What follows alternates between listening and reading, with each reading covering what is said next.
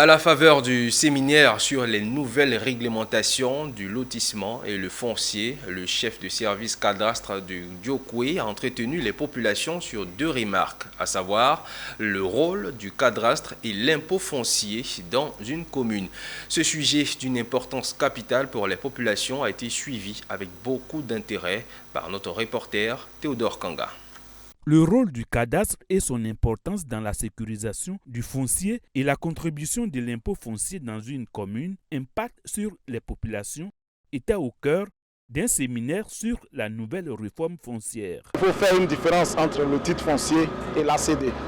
Nous avons dit ce matin aux différents séminaristes que l'ACD est basé sur le titre foncier. Le titre foncier est juste un numéro qui est inscrit au livre foncier.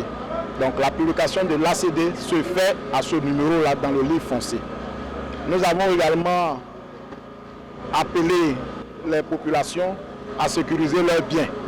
Il faut dire que l'obtention de l'ACD se fait uniquement sur des parcelles qui se trouvent dans le domaine urbain. Selon le premier responsable du cadastre du Diokwe, tout le monde est redevable à l'impôt foncier. L'impôt foncier, nous avons dit que l'impôt foncier est une contribution assise sur des biens fonciers.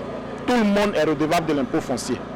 Il y a l'impôt foncier sur les propriétés bâties, l'impôt foncier sur les propriétés non bâties. La différence, ce sont les taux. L'impôt foncier sur les propriétés bâties, lorsque vous habitez votre propre maison, est de 3% de la valeur locative. Pour finir, Gustave Gallet a invité les populations du Guémon à s'acquitter de leur impôt foncier. À toutes ces personnes détentrices de soit de l'aide d'attribution, d'attestation villageoise, de se rapprocher du ministère de la Construction, de vérifier si les terrains qu'ils ont se trouvent dans des lotissements approuvés et profiter de l'occasion pour lancer leur demande d'ACD pour sécuriser leurs biens. En Côte d'Ivoire, la méconnaissance de la contribution de l'impôt foncier fait perdre à l'État un peu plus d'1 milliard de francs CFA.